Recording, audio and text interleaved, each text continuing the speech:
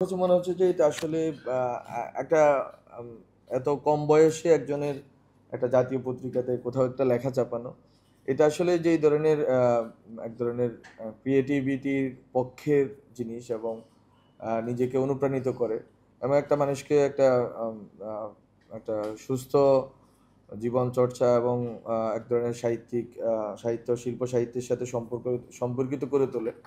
এইটা যদি আমরা আরো বেশি করতে পারি তাহলে হচ্ছে যে এখন যেটা হচ্ছে বাংলাদেশে যে একবারেই মোবাইল কেন্দ্রিক, একবারে স্ক্রিন লাইফ আর কি, যেটাকে বলে আমরা যেটাকে বলি, এটার উপরে তাহলে আমাদের হচ্ছে হয়তো এক ধরনের নির্ভরশীলতা কমবে এবং আমরা অনেক লেখক পাবো।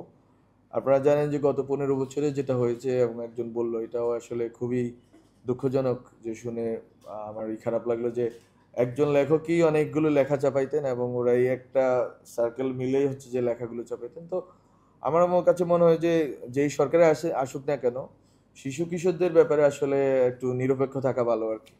কারণ শিশু কিশোরদেরকে আসলে যেই ভ্যালুসগুলো দেওয়া দরকার, এই ভ্যালুসগুলো হচ্ছে ন্যাশনাল, আমাদের যে ন্যাশনের যে ভ্যালুস, ওগুলো আসলে খুব বেশি আদর্শ। আহ, একটা দুইটা জিনিস আছে, হয়তো কোথাও শেখ মুজিব থাকবে, কোথাও জিয়াউর রহমান থাকবেন, কখনো জুলাই থাকবে, কখনো মুক্তিযুদ্ধ বেশি থাকবে, কম থাকবে।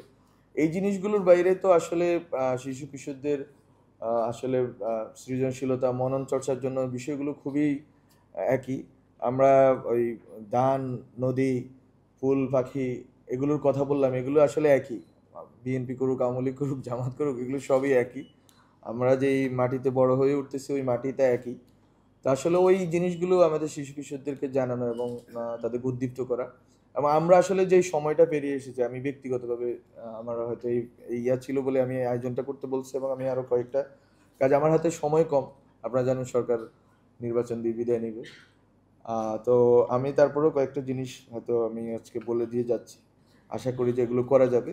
এবং আমি আজকে আপনাদের সাথে দেখা করার পরে আরো উদ্দীপ্ত হইতেছি এবং আমার কাছে মনে হয়েছে যে অনেকগুলো কাজ আমরা চাইলে একটা তো আছে, আমাদের তো অনেকগুলো প্রায়োরিটিস ছিল, কিন্তু এটা যদি আমি আরো 4 মাস আগে শুরু করতে পারতাম, আমি আরো অনেকগুলো প্রোগ্রাম নিতে পারতাম আপনাদের পরামর্শ অনুযায়ী।